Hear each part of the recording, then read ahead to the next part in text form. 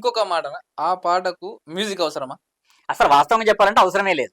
ఇప్పుడు సపోజ్ స్కూళ్ళలో వాడుకుంటారు. అయ్యా మీకు ఈ చరణాలు వాడుకోండి, ఇగో ఈ 60 సెకన్లు లేదా ఈ 90 సెకన్లు వాడుకోండి అని వదిలేస్తే వాళ్ళే వాడుకుంటారు. ఇంతకుముందు వందే మాతరం అట్నే వాడారు, జనగణమన అట్నే వాడుకుంటారు. వాటికి ఏం ఆర్కెస్ట్రా ఉండదు కదా. కూడా ఒకప్పుడు అట్నే వాడింది అందరం. అట్లేం వాడతాం. కాబట్టి ఏందంటే ఆయనకు ఏదో ఆవహించిందో మరి నాకు అనిపిస్తా ఉంది. ఇలా దానికి ఒక అద్భుతమైన మ్యూజిక్ కావాలి, లేదంటే అద్భుతమైన సంగీత దర్శకుడు కావాలని చెప్పేసి ఇలా ఆయన కొత్తగా ఆలోచిస్తున్నాడు. అదే నాకు డైజెస్ట్ గాక పోనీ సరే ఆలోచిస్తే ఆలోచించాడు. ఆ మాత్రం చేయగలిగే వాళ్ళు ఇక్కడ లేరా అనేది నా బాధ.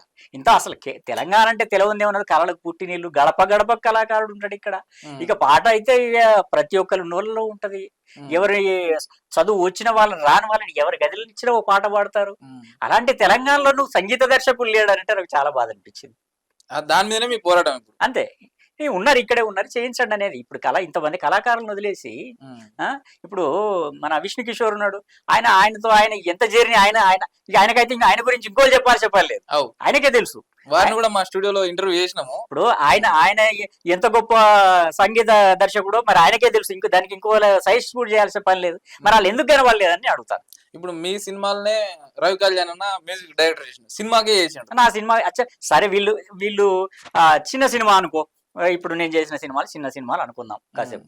అయితే మరి పెద్ద సినిమాలు చేసిన భీమ్స్ ఉన్నాడు, సురేష్ బొబ్బిలు ఉన్నాడు, ఇక వందే మాత్రం శ్రీనివాస్ గారి గురించి చెప్పాల్సిన అవసరం లేదు. అంటే ఇంతమందిని కాదని ఇవాళ కీరవాణి గారే నువ్వు కావాలని నువ్వు కోరుకుంటున్నావు అంటే నాకు ఒకటే కనబడుతుంది, ఆస్కార్. సరే, ఇది ఆస్కార్ అవార్డు వచ్చిన వ్యక్తి నా పాటకు చేయాలని చెప్పేసి ఆయన కోరుకుంటున్నాడు. అంటే అది కోరుకోవడం కూడా తప్పని అంటలేను. అది నీ సినిమా అనుకో, నీ పాటలు నువ్వు ఎవరితోటనే చేయించుకో, మాకెందుకు బాధ. అది వాళ్ళ వ్యక్తిగతం. నువ్వు కంపోజ్ చేయించుకొని నీ ఇంట్లో వాడుకో, మాకెందుకు బాధ. ఇప్పుడు రేవంత్ రెడ్డి గారు కూడా అద్దంకి దయాకర్ లాంటి అంటే ఈ పాటను అన్ని ఇట్లా చూసిన ఆయన ఏమంటున్నారంటే, ఇది మొత్తం పూర్తి స్థాయిగా అందశ్రీ గారి నిర్ణయమే, వారు రాసిండ్రు, వారు ఎట్లా అంటే అట్నే మేము చేద్దామని ఫిక్స్ అయినామని ఒకటి చెప్తున్నారు. ఎట్లా కరెక్ట్ అవుతుంది అది? పర్సనల్ గా పాట ఎట్లా కరెక్ట్ అవుతుంది? పర్సనల్ కాదా? ఎట్లా పర్సనల్ అవుతుంది అది? ఇప్పుడు తెలంగాణ రాష్ట్ర గీతం ఆయన పర్సనల్ అవుతుందా? ఆయన ఇంట్లో పెళ్లిలో పేరంటాల్లో పాట రాసుకొని పాడుకుంటే ఆయన పర్సనల్ అవుతుంది. ఆయన ఒక సినిమా తీసి ఒక పాట రాసుకుంటే ఆయన పర్సనల్ అవుతుంది. నీ కానీ ఒక రాష్ట్ర గీతం అన్నప్పుడు అది ప్రజలందరిది. అది నీ పర్సనల్ ఎట్లయితుంది? నీ పర్సనల్ నువ్వు రాష్ట్ర గీతంగా అనుకున్నావు అంటేనే నువ్వు దాని మీద హక్కు కోల్పోయినావు. నువ్వు నీకు ఎంతవరకు హక్కు ఉంటుంది అంటే, ఒక రచయితగా నువ్వు దాంట్లో పదాలు మార్చు, లేదంటే చరణాలు మార్చు, నువ్వు ఇంకే ఇట్లా ఉండాలని సలహాలు ఇవ్వు. అందశ్రీకి ఆ పాట ఏం హక్కులేదు, అది ప్రజల పాట అంతే. ఒకసారి వన్స్ అయిపోయిన తర్వాత నీ పాటను అంగీకరించారు, అంతవరకు ఎనఫ్. నీ పాటను రాష్ట్ర గీతంగా ప్రజలు గుర్తించారు, ప్రభుత్వం గుర్తించింది, అంతే. దాని మీద ఇప్పుడు సపోజ్ నీకు సినిమాకి వచ్చినా గానీ ఒక సంగీత దర్శకుడు ఉంటే నువ్వు ప్రొడ్యూసర్ చెప్పింది వినాలే, అంటే దర్శకుడు చెప్పింది వినాలే, అక్కడ ఇతర టెక్నీషియన్లు చెప్పింది వినాలే. ఇక్కడ ఏకపక్షంగా ఆయన మీద వదిలేశానంటే అంటే ఏంటి అర్థం దాంట్లో? ఆయనకు సంవత్సరం అంటే ఈ కాంగ్రెస్ ప్రభుత్వం వచ్చిన తర్వాతనే ఇట్లా మారిండని మీరందరూ అనుకుంటారు. ఆయన సంవత్సరం క్రితమే నాకు కీరవాణి తోటి నా పాట వేయించుకోవాలి ఈ తెలంగాణ రాష్ట్ర గీతం అని దయాకరణ చెప్పిందని చెప్తున్నాయి. తెలంగాణ రాష్ట్ర గీతం అని దయా సంవత్సరం కింద కాదు, ఆయన 10 ఏళ్ల ముందు అనుకున్నా గానీ వెనకనుకున్నా గానీ రాష్ట్ర గీతంగా ప్రకటించకుండా ఆయన ఎవరితో చేయించుకున్నాం నేను నేను మాట్లాడేవాడిని కాదు, ఎవరు మాట్లాడేవాళ్ళు కాదు. కానీ ఇక్కడ రాష్ట్ర గీతంగా అధికారిక ముద్ర వేస్తున్నారంటే ఆ పాటకు పెట్టే ప్రతి పైసా ప్రజల్ది. ఈ తెలంగాణ తెలంగాణ ఖజానాల నుంచే ఆ పాట ఖర్చు పెడుతున్నారు. దానికి ప్రతి పౌరుడికి హక్కు ఉంటది, నువ్వు జవాబుదారీగా ఉండాల్సిందే. నా ఇష్టం నా పాట అనటానికి నీకు హక్కు లేదు అంటున్నాను నేను ఆ విషయంలో. ఇప్పుడు ఒక మాట్లాడతానా, మీకు కేటీఆర్ గారు పరిచయం మీద? అవును, కాబట్టి మీరు ఇట్లా మాట్లాడుతారు. అందశ్రీ మీద కాంగ్రెస్ ఉల్టా కాబట్టి మీరే ఒప్పుకున్నారు. కేటీఆర్ మీకు పర్సనల్ గా కూడా తెలిసిన వ్యక్తి, మీ సినిమాకు ఆ ప్రమోషన్ లో కూడా ఆయన పిలిపించుకున్నారు. మీరు నాకు స్నేహితుడే, నేను దాంట్లో కాదని ఆయన దాచుకునేది ఏం లేదు, నాకు స్నేహితుడే కేటీఆర్. అయితే ఏంటి, సో వాట్?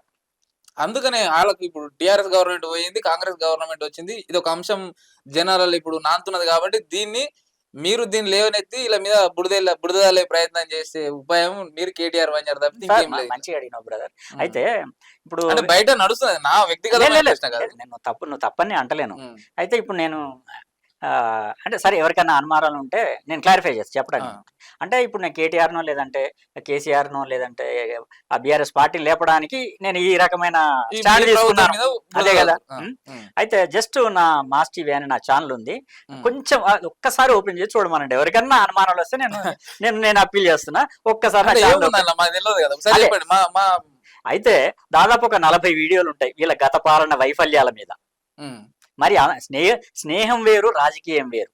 అవును. స్నేహం వేరు, ప్రజల ప్రయోజనాలు వేరు. ఉమ్, నేను వాళ్ళ పార్టీకి ఉపయోగపడే పని చేస్తానంటే నేను చూడండి 40 వీడియోలు దాదాపుగా ఉంటాయి. వాళ్ళ ఉమ్, ఫెయిల్యూర్స్ మీద, అవినీతి మీద అన్ని చాలా వీడియోలు ఉంటాయి. అది అట్లాంటి పాలిటిక్స్ నాకు అవసరం లేదు. ఒకటి చెప్తే నేను చేసే అంత దుస్థితిలో నేను లేను. ఉమ్. మరి స్నేహితుడే. అంటే మరి స్నేహానికి ఏముంది మరి మీ దీనికి ఎంకంగా ఎవరి కోసం పనిచేస్తారు మీరు దేనికోసం పనిచేస్తారు ఎవరు మీ ఎంకంగా ఎందుకంటే ఇంత గట్టిగా ఇప్పుడు గవర్నమెంట్ కే మీరు ఉల్టపోతారు మీరు ఓన్లీ అందశ్రీ అంశమైనా మీరు చిన్నగా చూస్తారు కానీ ఇది ఎంటైర్ ఒక గవర్నమెంట్ కే మీరు ఎగనిస్ట్ పోతున్నారు ఇప్పుడు.